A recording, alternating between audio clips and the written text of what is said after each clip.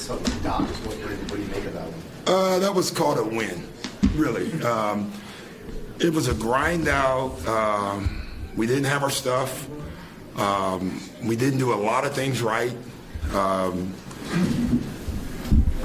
lot of things didn't go our way. And we just hung in there and won the game. That's what that was. And what was your point of view on James' flagrant?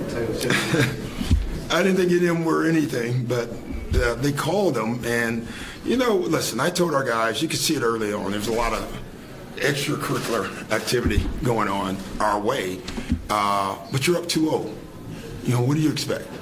And we got to play through it. We got to knock out the distractions. And I thought we, in the second half, kind of did that.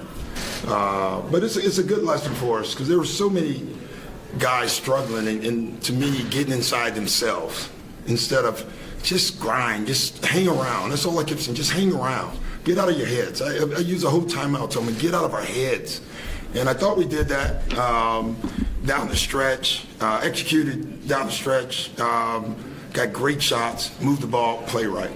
What do you think of the way Tyrese is able to come up for you down the stretch? Oh, it's huge. I don't think he scored until 3 minutes ago in the fourth. Yeah, he was one of them. I thought, honestly, all of them, just whatever, the game wasn't going right, and a lot of guys got in their heads, and he's in that group. But he's a tough kid. He hung in there. We drew up the play for him with Joel coming out to timeout, and he wanted that shot. He wanted that shot, and that was great to see. How much do you think P.J. Tucker had an impact on the end of that game? P.J. Tucker won the game for us. He did. He kept everything alive. He rebounded. He defended. I lost my mind with him today because he's in the locker room. He had some kind of neck thing. And 3 different times I'm yelling for P.J. There was no P.J. No Joel for a stretch. We got guys in the back. But he was great. I mean, it's amazing how, we focus so much on scoring. And obviously, P.J.'s going to keep taking those shots, and he's going to have games where he makes them, and he's going to have games where he doesn't. And we keep telling him we don't care. Just keep shooting them and keep playing. And that's just a great example. A guy that doesn't score, how much of an impact he can have on your team. He was huge. He was the toughest guy on the floor tonight. He really was. What do you think of Joel tonight? What do you think how Joel played? I didn't think any of us played well tonight. I think we won the game. And that's why it's a we. And that's what I told him after the game. This wasn't a team win. There's no such thing. Because there's really no one other than PJ, in my opinion, that really had a really good basketball game for us. But what we didn't do is go away. We could have easily gone away from this game, and we didn't do that. And to me, that says a lot about the character of this team. After James was out, DeAnthony stepped in a bigger way than anyone might have expected. What do you think of his poise? I'm always good when DeAnthony comes on the floor. I just really am. He just makes plays. It's the damnedest thing. There's certain people in the league that if there's a loose ball, he's always around it somehow. I mean, it just works out that way for him. Noah's laughing. We were laughing because he dunked the ball, which I thought was the right play, and then he asked me, should I dunk it? And I said, yeah, it puts us up 5. I think they were struggling with their math at that point. But, my God, Joel was like, don't. I'm like, are you kidding me? You're up 5. What are you thinking about? So, anyway, that was a funny thing for us. Even after the game, they're still talking about it, which I was even more amazed. But he's just a solid player for us. Coach, Game 3 is on the road. When you're up 2-0, you kind of mentioned the human nature part of it. Is there anything you learn about your team when you come out and make Yeah, there's things. I mean, obviously, composure is one of them. Play through the clutter. I thought we struggled with it early. But after that, I thought we were good.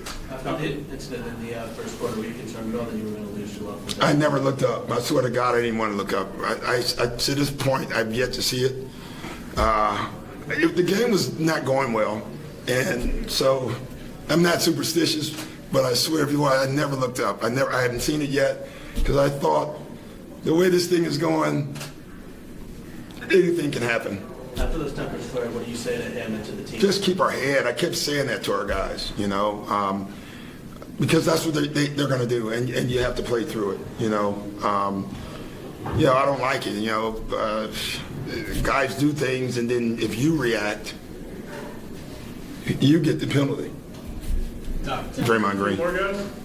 Doc, after what happened with Draymond and Joel and Claxton and Harden, do you feel like you can, you know what an ejection is? What figure two is like? Do you have? No, I have no idea what an ejection two is. I was surprised by James, but it is, listen, they looked at it, they made the call.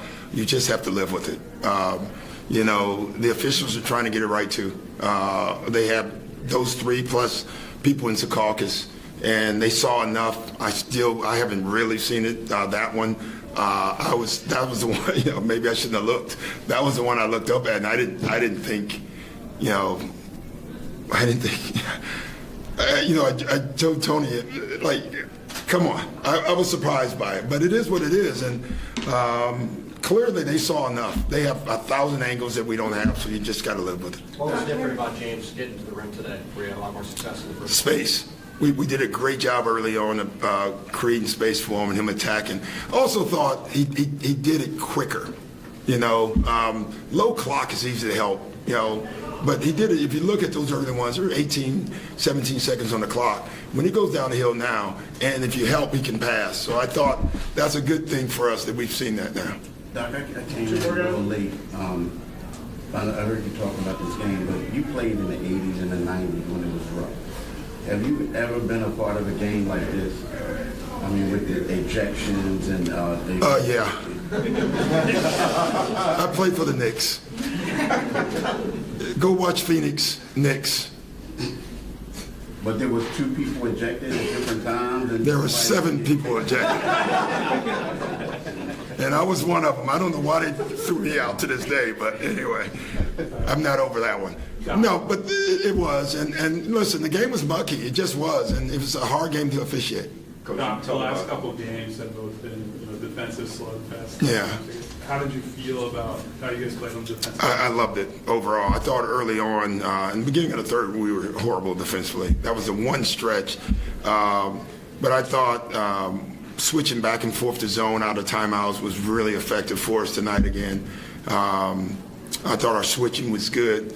But there's still things we can improve on. I can't wait to see the tape to see what they are. But they're definitely, we lost their shooters way too many times. Coach, what do you say to keep your team composed? Well, if this doesn't teach you, come on, this has to be a teacher for us, really, and it should be. But again, we have to win in different ways, and that's one of the things this team does. We win high-scoring games. We win low-scoring slugfests. That says a lot about our team. Thanks, Coach. Thanks, guys. Thanks, Coach.